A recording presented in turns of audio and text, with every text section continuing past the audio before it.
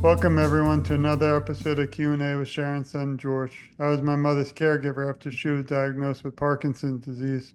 Sadly, she passed on 1/1/2020, but we started together for Sharon.com in her memory and to advocate for a cure for all those still battling Parkinson today and their families, because no one is ever alone in this fight for a cure. We've been shifting the show lately to some incredible topics and, of course, amazing guests. This one, though, really means the world to me, as all of them. But I really feel that this organization and our incredible guests can change the world and already has for so many. And it's just such an honor, Rebecca, to have you here. And so excited to learn together and also to advocate together. Thank you, George. It's really an honor to be here. Means a lot. And maybe we could start off if you can share a little bit about your background and all that this amazing organization, which we should probably name, does for the world. Sure, absolutely. So I lead R&D for Abbott in the neuromodulation business, and I've been creating medical devices for almost 20 years. I studied biomedical engineering and electrical engineering, and I've worked in med devices my whole career, and neuromodulation for a huge, significant portion of that. So I like to think of myself as a bit of a creator and working on solving really important technical problems and the working on solutions that help with chronic debilitating diseases is it's very motivating, and it's exciting to see how we can help people live fuller lives. Sometimes these are diseases we can't solve yet, although I'm optimistic that there's always things we can learn in the future. But in the meantime, just kind of creating a quality of life and comfort for people is greatly rewarding, and we're still learning a lot about the nervous system. So being kind of part of a cycle where the technology furthers our understanding of a disease state, which then allows us to create better technology for our patients, is very rewarding. And I lead a team of outstanding engineers that are equally motivated and passionate about what we're doing in our mission. And every day it's exciting work. I appreciate all you do in the entire organization. One thing that we do this show for is awareness, the main thing. I just feel that this, even if we reach one person today, we've changed the world for them, and I feel we'll reach many more. But my mother unfortunately battled Parkinson's for 15 years, and I don't think we were aware of Abbott or a lot of the amazing technologies that are out there today. Before we get to that, I was wondering, is there any personal side or, what brought you to the world to want to study Parkinson's disease? Yeah, actually, so my mom has Parkinson's disease and she's still living with the disease today. And she actually has the implants that my team and I designed. So she has an implant that we can talk about, which is deep brain stimulation, which helps her kind of live a good quality of life. She's actually on a Disney cruise with two of her youngest grandchildren right now. And she's had her implants for about 6 years, and she's been diagnosed for about 10. And so when I think about the things she's able to do, whether that's spend time with family, travel the world, um, she was really into quilting. She shows her love to family through things like that. And at one point, the disease was preventing her from doing those things. And so getting implants has really impacted her life, and so she's out there kind of living her best life that she can with a chronic disease, and I think grateful for every day that she has. um, Being in the field, it was kind of interesting. I was actually already in the field, and I started to notice symptoms in my mom, and I noticed that she was kind of dismissing them. And she probably, like a typical mom, spends less time thinking about her health than everyone else's. And I remember making a call to my dad saying, mom's kind of showing some symptoms. Has she been to a doctor? And she lived in a rural city in Cheyenne, Wyoming, and they have general neurologists, but getting diagnosed with Parkinson's disease is a long journey, and she didn't always have access to motion disorder specialists. So I'm very grateful for, in my career, I've been exposed to incredible people, and I understood that there were maybe different opportunities for her to connect with professionals that she wouldn't have seen previously if we hadn't pushed, and maybe if I hadn't introduced her to people. And I think having a family member that had knowledge kind of made her feel more comfortable, like going outside of her kind of normal comfort zone within her small rural community. So by getting access to those physicians, she was able to see that there are different treatment options available, and that she actually is a really great candidate for deep brain stimulation. And at some point, she ultimately made the decision to get the implants. I always felt like that was a decision she needed to make, but one that I wanted to arm her with a lot of information about. And we know that not everyone has access to this technology. They're not aware of it. And especially females take longer to get diagnosed with Parkinson's disease. And I'm very grateful that I was able to connect her and help her get information to make the decision she made for her health. And I think that I'm so grateful that she's getting the benefit of this amazing technology. Thanks for sharing that. And I hope we could dedicate today in not memory, but in really regard to your mom and all those still battling today, because I think it's such an important thing that she had that opportunity. And I don't know anyone better than her own daughter to be a part of it, which is beautiful. And that's another beautiful story that it sounds like another show we need to do on that. But I appreciate it. I wanted to now go first to a little bit more about Abbott, and maybe we could, talk us through. I know we're going to get in a moment about neuromodulation, and I'll show a sample. But can you tell us a little bit about Abbott and a lot of the areas and things that all of you offer for Parkinson's? Is I'll probably just scan Sure. click, and everyone please go to neuromodulation.abbott, and I'll share the link too in the show. So I think, and, movement disorder is a progressive disease, and patients tend to take more medication over time. And over time, that medication is less effective, and it's very burdensome on people's lives because you have to take it at a certain time. There's a lot of eating restrictions, and for families that kind of come together and connect, it's often over meal times. And so I think that can be particularly challenging for people to manage all of this medication and manage kind of their meals in certain windows of the medication. And my mom was one of those patients that she had a lot of medication she was taking. Um, Neuromodulation kind of smooths out a lot of that. And so people with motion disorders, they kind of reduce their dependency on multiple pills, and it uses electrical stimulation that's created with an implant that sits kind of in your chest like a pacemaker, and it delivers electrical impulses to the brain.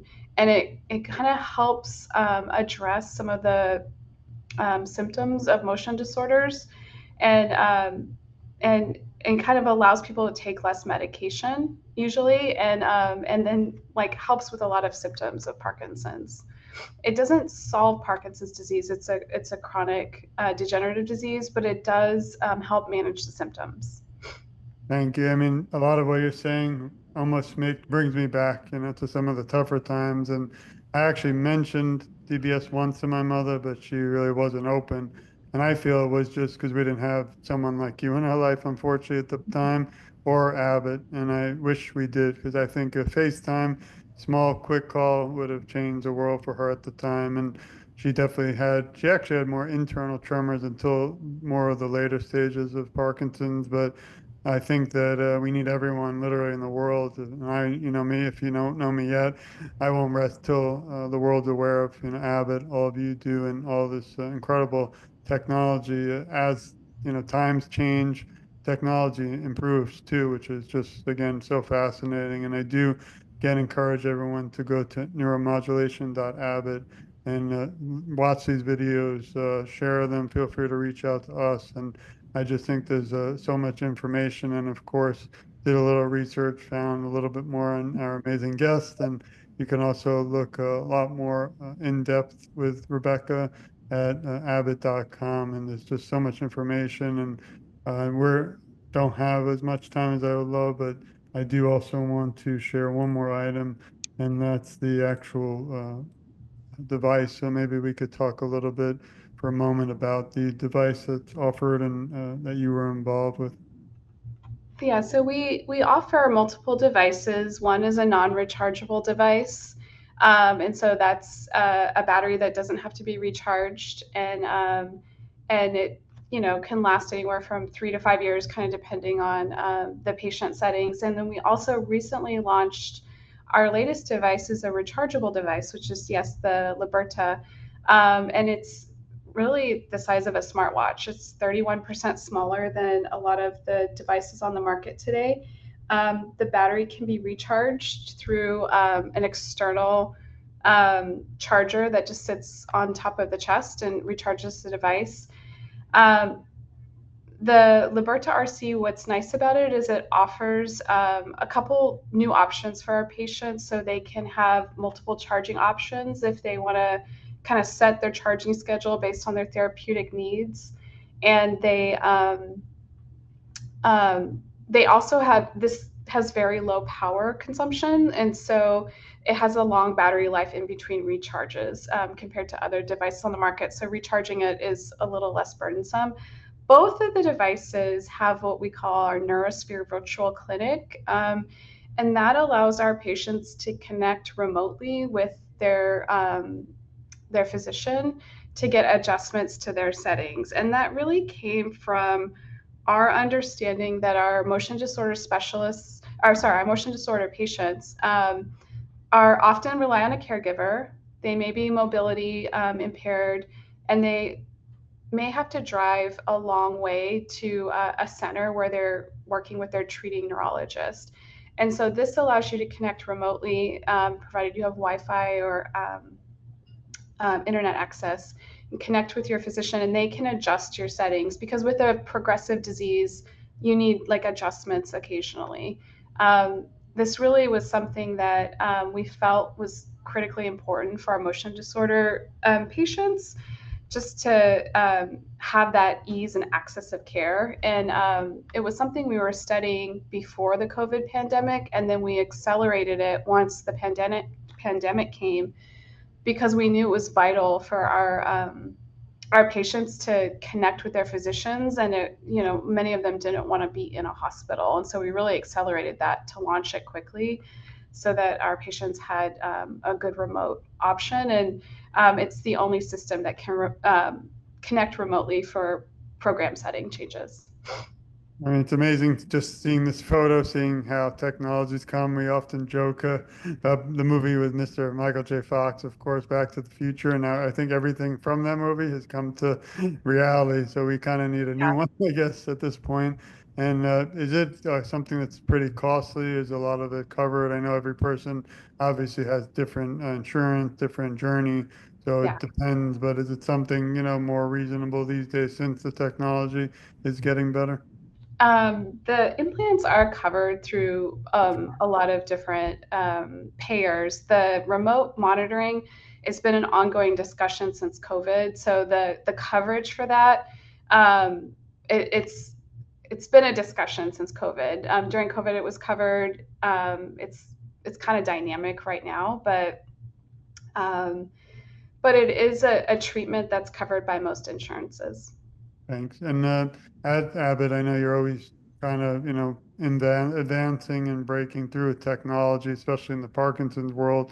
Is there any way you can talk us through the process for pursuing new treatments? And I don't know if you're allowed to say what's coming next. Obviously, this is, but is there things to look forward to? I'm sure there are, but Oh, you absolutely. I discuss. think so. I think what we really try to focus on at Abbott is we are trying to solve problems without burdening our patients. So living their fullest life is critically important. It's kind of how we think about innovation, and and I think you see that with some of the things that we've brought to market being like small.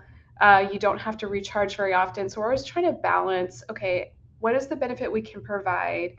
And are we balancing those trade-offs appropriately so we're not burdening our patients? Because the whole goal is that they're living a better life. So I think we'll continue to focus in those ways, which is kind of uniquely differentiated compared to some of the other things on the market, of understanding what are the real problems we need to solve. And I think having a mother with Parkinson's gives me kind of unique insights and empathy into problems that maybe I didn't understand or didn't consider, or maybe I thought like an engineer instead of a grandmother with Parkinson's.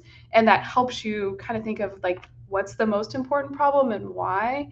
And then we can solve almost anything. Engineers are incredible solutioners and problem solvers, but they do need to be focused on the right problems. So we'll continue to explore uh, better care with less burden, and making sure that the features we're adding are bringing true value to our patients.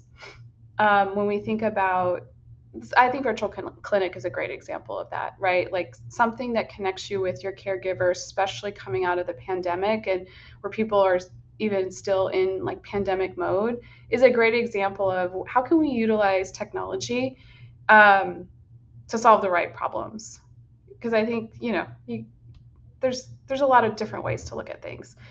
So down the road, I think miniaturization, understanding the nervous system and the brain better, understanding if there are other patients out there who have similar chronic diseases that deep brain stimulation could solve, and then just continuing to kind of move that cycle forward.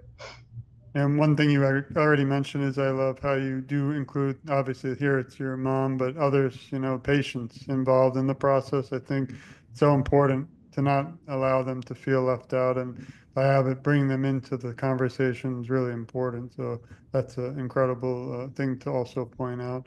As we shift, and I always hate saying the end of the show, I always say that even after the lights, camera, paparazzi leave today, the topic and conversation has to continue till the whole world is aware of the incredible innovations that you, Rebecca, are making, and Abbott, really worldwide, because this show is not just about the United States. We also try to reach the 10 million people throughout the world also battling Parkinson. So as we wrap up, just had a few more. Maybe you could list 3 words to describe who you are. Okay, sure. So I think These are the tougher I questions. know. I think I would start with curious because I always kind of want to understand the problem very thoroughly. And I have a lot of discussions with my team, like, what's the real problem we're trying to solve, guys? Is everyone focused on that? And being curious about a true problem or a true barrier versus an artificial barrier that we believe is a barrier, but it's truly not. And then just curiosity about the world and the disease states and our patients and understanding them fully and what they really need. So I think that curiosity is kind of focal to me then wanting to create something. So I want to do something with that knowledge and create something and work with other amazing creators to solve problems, create solutions, create products, create teams that know how to go after things. So I think I like to create things, and then I think optimistic because I've seen where technology has had an incredible impact on patients' lives, and it's highly rewarding, as an engineer and also as a daughter of someone who's benefiting from it. And I always think that, you know as we learn more, we're making better things and we're creating better solutions and we're learning more about these disease states, and I have a lot of optimism about the things we can accomplish in the future. I appreciate it. And if you could leave the Parkinson's community today with some words of encouragement, what would they be? I think I would say one, the Parkinson's community is an incredible community of people who are doing their best to live their life and doing so with dignity. And you have a huge army of people that want to support you and create solutions and opportunities for you. And I would say continue to seek out specialists, experts, and, you know, I guess advocate for yourself. I say that to my mom a lot too. Like, you need to advocate for yourself. You need to tell me when you can't eat and we'll move the mealtime. Don't feel like you're burdening me. It's such a small thing, but I want Parkinson's and movement disorder patients to advocate for themselves and expect and demand best in class solutions, because there's a whole army of people that are out there and want to create that for them. And then when you do have good solutions, be a spokesperson to the other people who could benefit from it. I appreciate it. It also brings, I feel we're close, even though we just met, because both children of someone, battling still and who did, unfortunately, didn't. She lost her battle, but still lives on in her memory through you and everybody we meet. So, so grateful for your time today, your whole staff, the whole organization.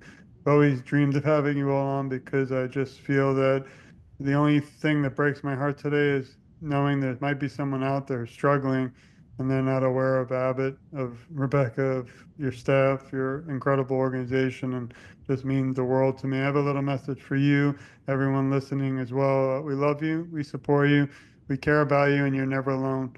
I, along with Rebecca and Abbott and everyone also standing by there, will advocate for you. And together, I feel our voices are so much stronger.